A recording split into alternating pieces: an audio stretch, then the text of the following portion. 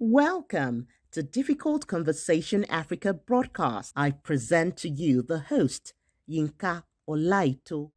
In every state in Nigeria today, empowerment has become a political buzzword, a ribbon wrap promise of uplift for the unemployed youth, women, and small business owners. From sewing machine to tricycles, cash grant, or startup packs. State governments routinely launch empowerment program with fanfare, photos ops, and generous publicity. But behind these glossy ceremonies lies a troubling question. Are these empowerment initiatives truly empowering? Critics argue that many of these schemes lack transparency, measurable outcome, and sustainability. In some cases, beneficiaries are party loyalists. In other, the items distributed are substandard or symbolic at best. Yet, the vendors insist that empowerment programs are an important way for state government to tackle poverty and youth unemployment in the absence of federal or private sector jobs. These episodes ask tough questions about Nigeria empowerment economy. Who benefits? That's one. Who loses? That is two. And what real empowerment should look like in a country still struggling with inequality, corruption, and systemic poverty. My guest today is an award-winning investigative journalist. His name is a household name in the northern Nigeria and everywhere. He had faced a lot of attack and harassment from government for his very investigative work that he is doing. Haruna Mohammed Salisu, popularly known as Babale. Welcome, Haruna Salisu Mohammed. Thank you so much, my good friend Yinka, for having me. Thank you. I appreciate it. Thank you for the work you do. I'm happy we're able to get to at the end of the day. So let's go straight to the question. You already had what we're looking at. We're possibly looking at state empowerment project, help, or a recycle scam or corruption. So the first question, I know you've done a lot of work around the area. The first question I want to ask is, let's start with the big question. What do we actually mean when Nigeria states talk about empowerment? Is it about capacity building or handout or political loyalty? Yeah, thank you so much again for having me. This is a very timely conversation, particularly because we are approaching an election year when politicians will rush to steal our resources and then, reintroduce their so-called empowerment programs. So, but I will elaborate more on that. So to answer your question, well, to be honest with you, it's a difficult question, but when the Nigerian states talk about empowerment, if we are to be honest, it often means, different things to different people. But I mean, ideally, empowerment should be about giving people, for example, the capacity, right, to stand on their own, giving them the skills, giving them access to finance, for example, giving them access to markets. And ideally, it should also mean providing, for example, the enabling environment for these skills, so-called skills, to actually manifest. But in reality, particularly at the local level, if you look at our state, for example, empowerment distribution means sometimes sharing cash to political loyalists or shaking the hands of people who these politicians categorize as my loyal supporters. Give them small handouts. I mean, it's a very popular culture in Nigeria with our politicians that the masses are like chickens. When you want to get their attention, just get some grains and sprinkle those grains for these chickens, they will follow you. So that is what empowerment means to these people, and unfortunately to our people as well. So, I mean, so what I'm saying is that there is a political layer to every conversation around empowerment. We don't like to talk about it, but many a times empowerment becomes like a way to reward loyalty, to reward visibility. So it's really a coherent policy, so to say. It's a mix of handout, sometimes it's a mix of symbolism, sometimes it's a mix of politics. But real empowerment is supposed to be a long-term policy. It's supposed to be predictable. It's supposed to respond to, the economic needs. I mean, you can talk about empowerment if there is no need for that. You cannot say, okay, I'm going to hand out wheelbarrows to my constituents, for instance, when there is no need for that, when there is no market need for that, right? So it's mostly, like I mentioned, uh, performative, so to say. It's mostly about rewarding loyalists. It deviates completely from what we know as ideal situation, which has to factor in the need for that, right? Do we need this thing? Is there a market need for what I am trying to do? You don't just wake up all of a sudden to say, okay, let me go to my constituents and give women hairdressers. How many women do we have in that particular community, for example, to the extent that you will distribute 10 hairdressers to a few young ladies? What is the market need for that? You realize that there is no market need for all of those things. So it's mostly symbolism, unfortunately, in our own context. Yeah. Thank you for raising that. I think the major point I pick is that it's more of a loyalty reward, and then more of a camouflage, because most of these are not sustainable. That's really across Nigeria. We have seen politicians distribute items like wheelbarrow, like you said, clippers and hairdressing, and other empowerment too. So we see these as um, very annoying, to say the least, from the part of, because there's no market value for it. But let me continue our conversation. Many state governments spend billions on this project without public building or public auditing, which is very key to what you do as an investigative journalist. Now, if there is no public auditing for those things, or if they are overinflated, how can citizens and journalists track whether such program deliver real impact or simply recycle funds among political allies?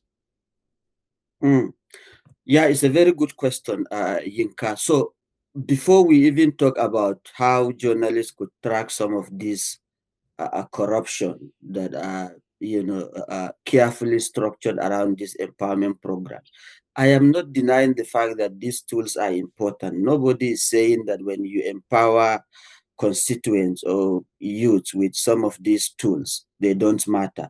They do matter. We must concede.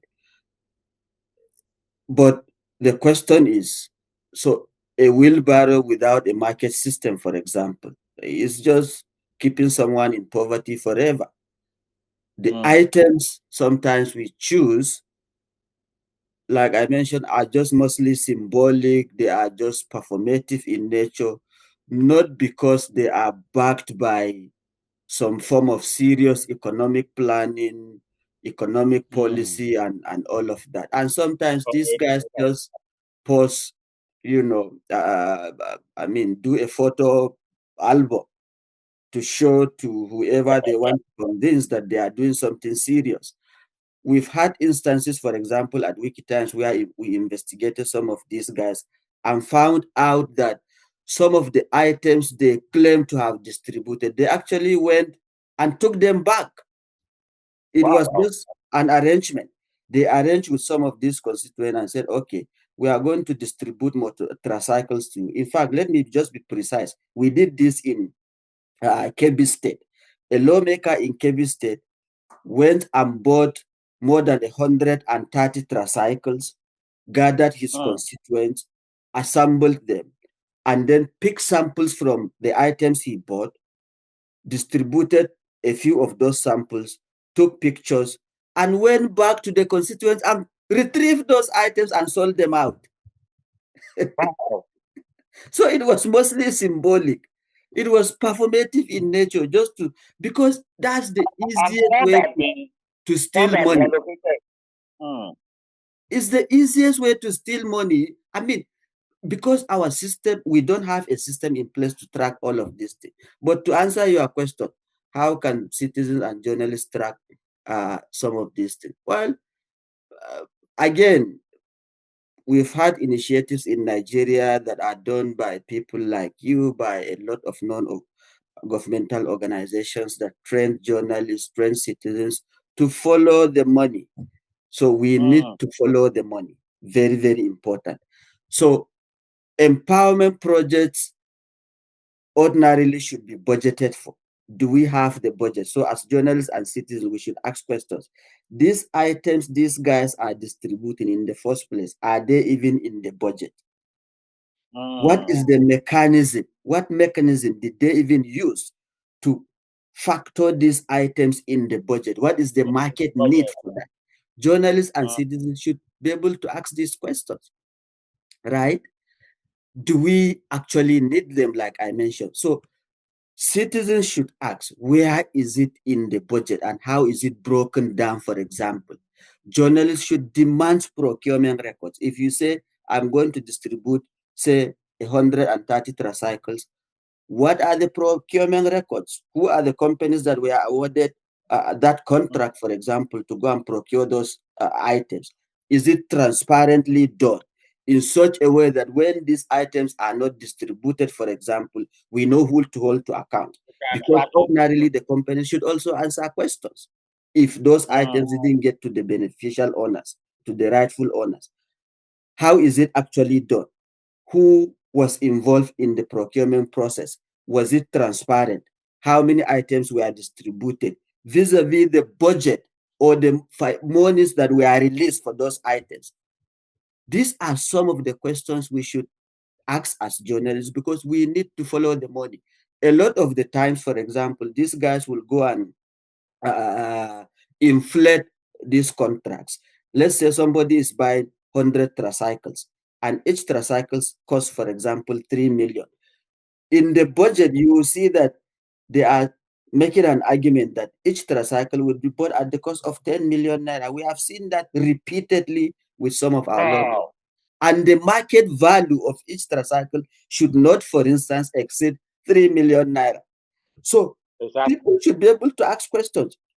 How on earth are you going to buy each tricycle at the rate of 10 million naira and then you want to distribute it to a particular constituent? And at the end of the day, our hope with that empowerment initiative is that it should yield back profit into the system. So how is a Exactly. tricycle, for example, that worth 10 million naira is going to give back into the economy? How Exactly. profitable is that? The answer is it's not profitable. The answer is it's deliberately done that way to encourage corruption because these are means through which the lawmakers or our Mm. state government siphon money very easily and they get away with it, unfortunately. So, I mean, this kind of conversations, for example, we are doing is part of the ways we continue to educate our citizens and also urge our colleagues journalists to continue to ask questions. So the way to hold these guys accountable is to follow the money, is to ask questions, is to pay attention to these details and be able to raise serious, uncomfortable questions with these guys. Yeah. Thank you for what for exposing that side of this of the issue. over budgeting, inflation, and all of that. Well, so that now brings me to what I want to ask next: the place of data. What role does data play here? Are there any credible measurement on the evaluation that show empowerment project actually reduce poverty or create job in the first instance? And how do citizens and journalists assess data with regard to some of the funds that are lodged into some of these empowerment projects or corruption projects? It's a very, very intelligent question, Yinka, I must tell you. But here is the problem. And I've made this argument repeatedly. Our governments in Nigeria hate data. They dislike data. They don't like data. Because I can tell you with data, you can hold them accountable. So they don't like data. And that is why every system, for example, be it within the government cycles or outside government that is consistent in keeping data, the Nigerian government will deliberately try to decimate those systems completely, because what they are trying to do is to ensure you don't have the data to question them. You don't have the data to hold them to account.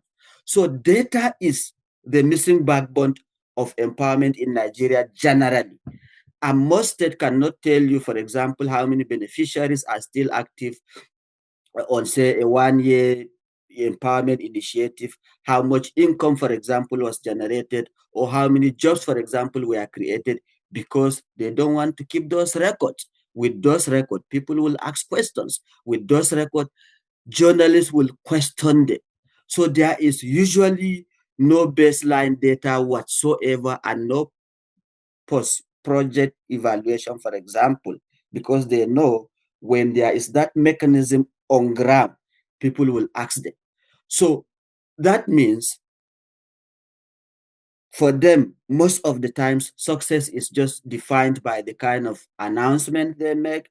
Oh, I am going to say Warji. Warji is a local government, by the way, in Bauchi. I'm going to say Warji to distribute 1,000 motorcycles. It's a very big announcement. And it's a very big opportunity for a big occasion for these guys to showcase that they are with the people. Because I can assure you that kind of gathering is going to bring a whole lot of people from different parts of the state, right? They don't care about the evidence. Okay, the 1,000 motorcycles you are distributing, for example, what is the need for those motorcycles? Nobody cares to answer that question. Why don't you distribute at the local government level? Pardon? I say, why don't they distribute at the grassroots level instead of bringing them together, incurring more cost? Absolutely, absolutely. So, like I mentioned, it's just the performative part of it. So, in serious, I mean, in serious terms, for example, they had data because, I mean, in serious climes, when you have data, it's going to help you make informed policies. Data tells you what works and what fails, for example. So, in our own context, data is avoided because it will expose uncomfortable truths, like I mentioned. And if empowerment projects were working, government would proudly publish the impact. Have we, for goodness sake, seen our government publishing the impact? I distributed empowerment project. The people have judiciously used them, and here is the impact. Do we see them publish this kind of data, for example? They don't. Because at initial, the policies or the so-called empowerment projects were not anchored scientifically. There was no baseline data, there was no baseline assessment that will establish the need for all of those things. And that is why nobody is going to publish any impact, because in reality, it is not making any impact whatsoever, because initially there was no market needs for it. That's a very huge point that you have raised. So some argue that empowerment initiatives are short-term populist tactics. What that means is that it meant to buy loyalty before election. How do we separate genuine developmental effort from political patronage? Especially, we are coming to an election year. Yeah, it's a very great question. I mean, many of them are, time usually expose all of those things. Sometimes you notice empowerment programs spike close, that are done close to election cycles. They fade afterward, they disappear after elections. Genuine development doesn't follow, electoral calendars. It follows planning cycles. It follows genuine it responds to genuine policies, right? When policies are put in place genuinely, that are anchored based on market needs, based on the needs of the citizens, based on the idea that we want to respond to market demands. And then empowerment follows that system that is deliberately put in place. You will see genuine outcomes at the end of the day. But when they are made to woo people to vote for a particular candidate or to support him during elections, they die when elections are over, right? So when empowerment is brown, one terrible thing with our system is that some of these empowerments are actually branded around a personality, a governor, for example. And that is why when he leaves office, all those empowerments die down because they were initially branded around his personality. It's not, they are not meant to respond to market needs, right? So again, access matters a lot. If, for example, you said, I'm going to empower citizens to solve a particular problem, do they have, what is the access that is created around it? Access to market, access to customers, access to a whole lot of things, right? You can't wake up one day and say, okay, I'm going to Bauchi to go and start a cattle business. As an educated Nigerian, you can't do that. You have to ask a lot of questions. Is there a need for that kind of market in Bauchi? What kind of access will I have? Because without access, that kind of business is not going to succeed. So do you have access to market? Do you have access to infrastructure around that kind of business that is going to support you to succeed? If those access are not there, the so-called empowerment program will die down within a short period of time. And that is what we continue to see in our system, unfortunately. Okay, Haruna, let's look at it from this angle again. From governance and accountability standpoint, what mechanisms should exist to ensure transparency from budget planning to beneficiary selection and project evaluation, by your own estimation? So, again, I will repeat some of the points I've made. First, I think we need a policy that defines what empowerment actually means and what problem that kind of empowerment is solving. Second, we need,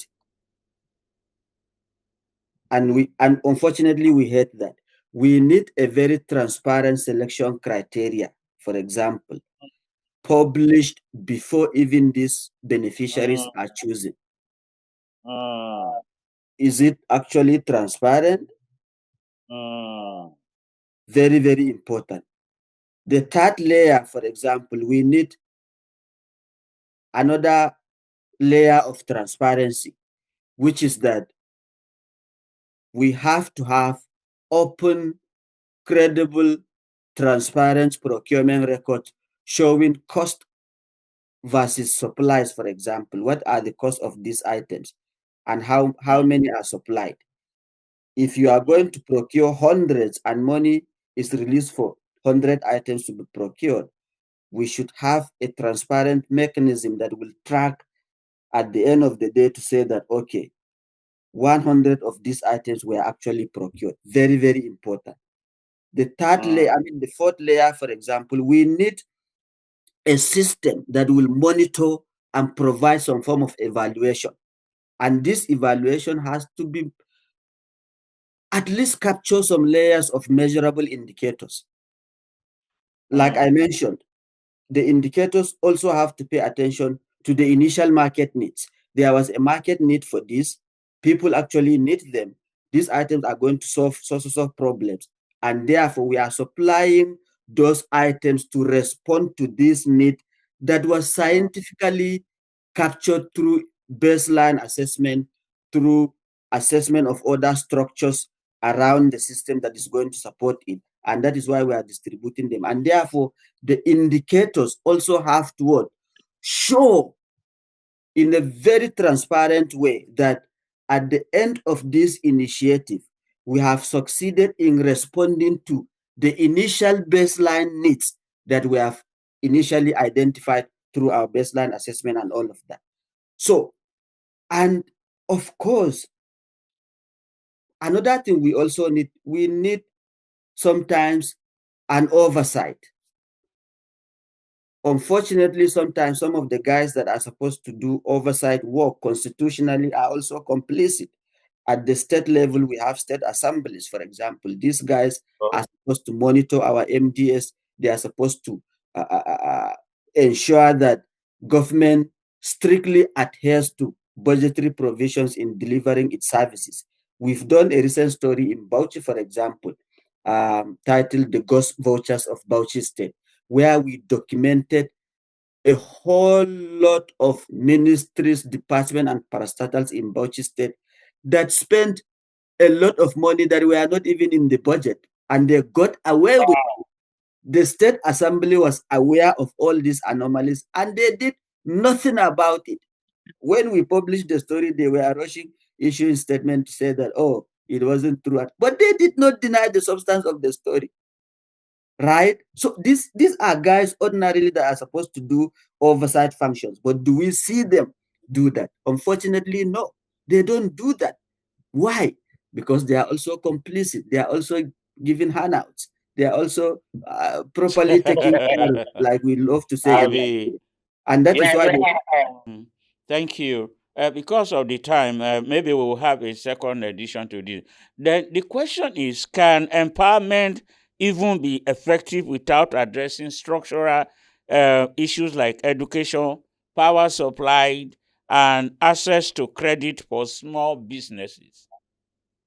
The simple answer is no, and this is where we keep fooling ourselves most of the times in Nigeria. You cannot empower people sustainably without addressing basic infrastructure, for example, like education, electricity, access to credit, access to roads. Markets. Okay. Look, some of these guys we are even empowering do not even have the commensurate education, the most basic literacy to drive those initiatives into success. So how on earth will you go and give empowerment to somebody who does not see the need to even be a successful entrepreneur, for instance?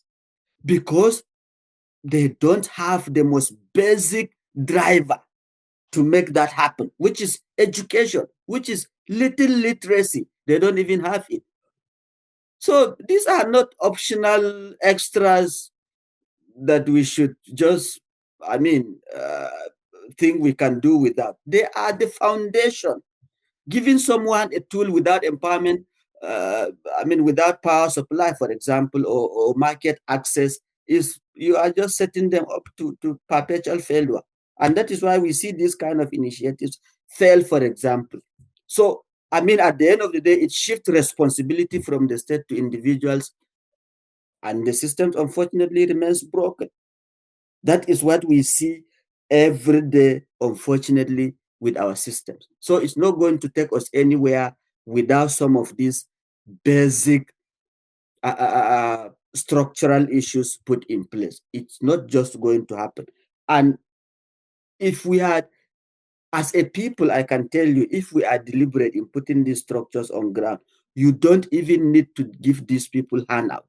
Yinka, for goodness sake, you and I travel a lot. We see how systems work in other climes. In America here, for example, nobody needs any governor of a state to come and give them empowerment. They will walk into a bank if they have a viable business proposal and obtain loan. And because the system has structures that enhances predictability, they will go into the market and succeed and pay back those loans because there is a system that allows for predictability. In our own case, do we have that kind of system? Is our system predictable? Yinka, could you now authoritatively say that if I go to Bauchi and invest, say, 10 million on cattle business, can you authoritatively predict that at the end of 5 years, you are going to have return on investment? No, because we don't have a system in place or structures around that will allow you to do that kind of predictability. And that is why if you invest, you fail. Okay, Aruna. I think you've mentioned the next question, and as we round up, I want to ask you, what alternative model do you think? I think you started talking about access to credit and all of that. That is there in US where you are now based. So, can you suggest other model we should begin to look at instead of this handout? And finally, looking forward, what should citizen journalists and civil society be demanding from the state government who are involved in this high level corruption that we call empowerment? So let me quickly respond. I mean, there are two questions there. So, Alternative model first. yeah, well, I don't have any practical model per se, but the only thing I will say is that we have a lot to learn from other countries, from other jurisdictions that have done this thing and have succeeded in doing so. But the bottom line is we have to have a system in place. If we are deliberate in building structures, in building systems in place, some of these initiatives will naturally succeed because there are structures around them that will enable them to succeed. We have access to education. Our people are well educated. At least they have some literacy at the most basic level. We have access to credit, for example. Our markets are predictable. We have a stable monetary policy that will allow for some predictability to happen.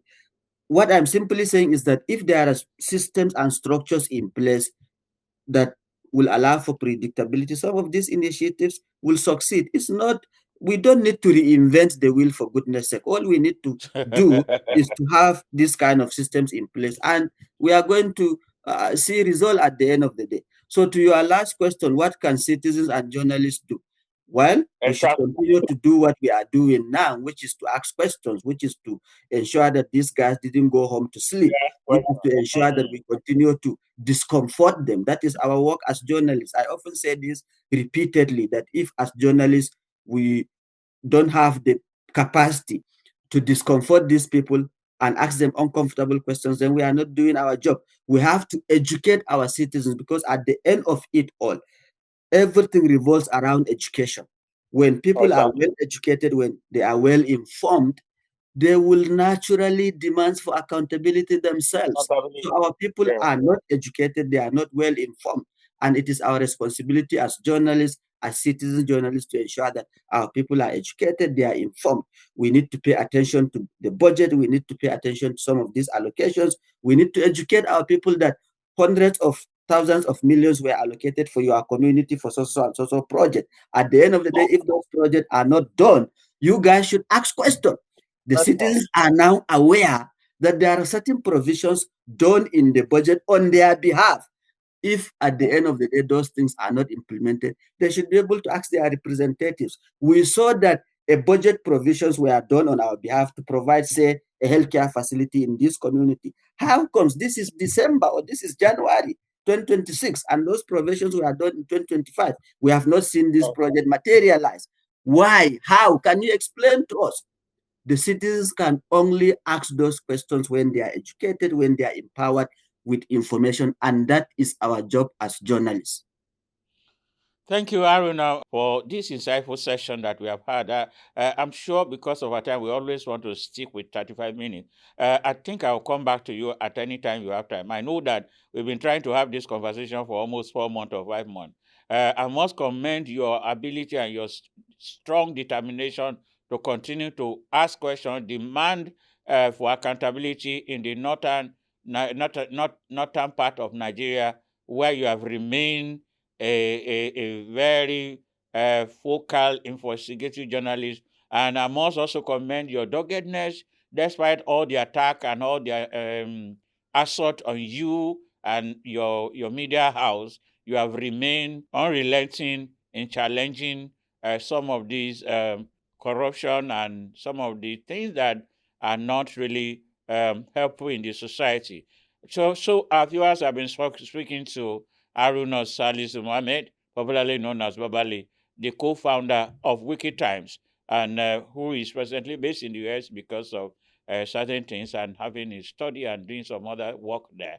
But he has remained a focal voice within the northern region. I want to appreciate you, Haruna Salisu Mohammed, for your insight this session, and thank you for always being there. We appreciate you. For all our viewers, we ask that you continue to interact with all the conversation. Get back to us through our social media channel, and if there's something essential to say, please send us an email at info@difficultconversationafrica.org. See you in the next edition. Thank you.